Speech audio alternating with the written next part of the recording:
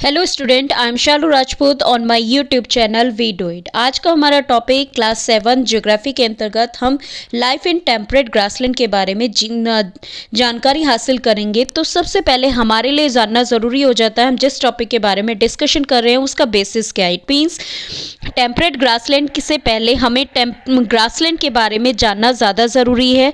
तो इसीलिए हम पहले बात करते हैं ग्रासलैंड के बारे में। जैसा कि नाम से पता चला है, ग्रासलैंड यानी ग्रास से भरी हुई लैंड या ग्रास से कवर्डेड लैंड को ही हम ग्रासलैंड कहते हैं। जैसा कि हमें पिक्चर में भी दिखाई दे रहा है, यहाँ पे चारों तरफ आपको क्या दिखाई दे रही होगी, ग्रासेस ही ग्रासेस, चाहे ड्राई फॉर्म में हो चाहे वेट फॉर्म में हो या छोटे मोटे कंटीली झाड़ियों के तौर पे या फिर छोटे मोटे पेड़ों के तौर पर। तो जहाँ पर या एक ऐसा एरिया जहाँ पे वेजिटेशन ज़्यादातर ग्रासेस के फॉर्म में हमें मिलती हो, ऐसे पार्ट को हम क्या कहते हैं, ग्रासलैंड कहते हैं।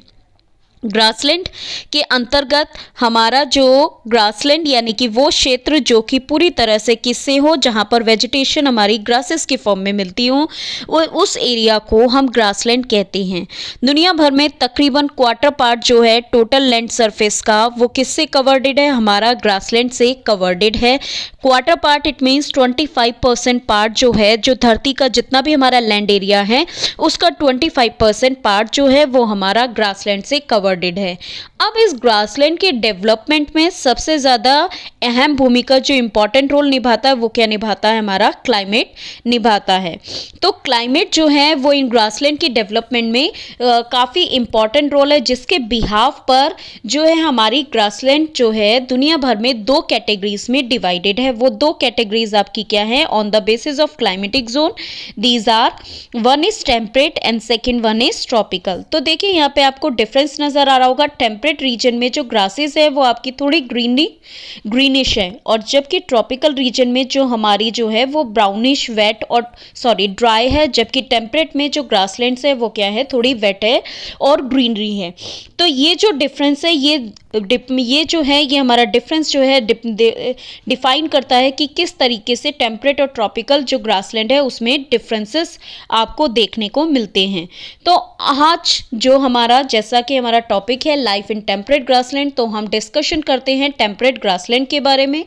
टेम्परेट ग्रासलैंड नाम से पता चला है यानी कि एक ऐसी ग्रासलैंड वाला एरिया जो कि हमें टेम्परेट रीजन में मिलता हो या टेम्परेट जोन में मिलता हो। तो हम टेम्परेट जोन के बारे में जानें कि टेम्परेट जोन क्या है।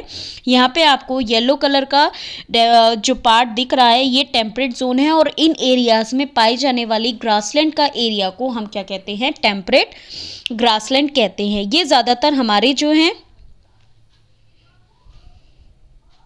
ये ज़्यादातर हमारे उन क्षेत्रों में पाई जाती हैं जहाँ पर थोड़ा डेजर्टेड रीजन हो, क्योंकि टेम्परेट है जहाँ पर ना तो ज़्यादा क्या कहते हैं ज़्यादा हॉट होता है ना ही ज़्यादा कोल्ड होता है, एक मॉडरेट वाला रीजन है। लेकिन यहाँ पर जो बारिश होती है वो थोड़ी ना के बराबर होती है, जिसके कारण ये जो है ज़्यादातर उन क्षेत्रों में पाई जाती है जैसे कि साउथ के डेजर्टेड रीजन में, और जो नॉर्थ के फॉरेस्टेड रीजन है उनके बिटवीन के एरिया में ये हमें टेम्परेट ग्रासलैंड का एरिया जो है वो हमें मिलता है। और यहाँ पर ज़्यादातर यहाँ पे ग्रासलैंड ही क्यों डेवलप होती है, क्योंकि यहाँ पे बारिश जो होती है वो ज़्यादा थोड़ा बहुत कम होती है। बहुत कम क्या मतलब, इतनी भी कम नहीं होती कि यहाँ पे डेजर्ट डेवलप हो, और ना ही इतनी ज़्यादा होती है कि जिसकी वजह से यहाँ पे फॉरेस्ट डेवलप हो। सो यहाँ पे मीडियम रेनफॉल होने के कारण यहाँ पे वेजिटेशन के फॉर्म में हमें ग्रासलैंड्स मिलती हैं। That's why there is development of temperate grassland। Temperate grassland को अलग अलग दुनिया के अलग अलग भागों में अलग अलग नामों से जाना जाता है, different parts of the world. For example अगर हम नॉर्थ अमेरिका की बात करें तो नॉर्थ अमेरिका में इसे प्रेरीज के नाम से जाना जाता है, और इसी तरह से सदर्न अफ्रीका में इसे वेल्ड के नाम से जाना जाता है। ये मेनली ये दो रीजन्स जो हैं प्रेरीज और वेल्ड, ये सबसे ज़्यादा मोस्ट फेमस एरियाज हैं टेम्परेट ग्रासलैंड के। प्रेरीज जो है वो ग्रीनरीज ऑफ द वर्ल्ड के नाम से जानी जाती है, जबकि वेल्ड जो है वो हमारा मिनरल जोन एरिया है जहाँ पे सबसे ज़्यादा मिनरल्स मिलते हैं। और स्पेशली जो गोल्ड और डायमंड्स की जो माइंस है वो ज़्यादातर वेल्ट रीजन में ही हैं मोस्ट फेमस। तो इसीलिए ये दोनों रीजन्स जो टेम्परेट के हैं ये सबसे ज़्यादा स्टडी करने वाले रीजन्स होते हैं। इसके अलावा साउथ अमेरिका में इसे पंपास के नाम से जाना जाता है। यूरेशिया मीन्स यूरोप और एशिया के अंतर्गत इसे स्टेपिस के नाम से जाना जाता है। अगले वीडियो में हम इसके प्रेरीज जो कि नॉर्थ अमेरिका में और वेल्ट इन दोनों के बारे में डिटेल में डिस्कशन करेंगे। Till then stay happy and keep learning.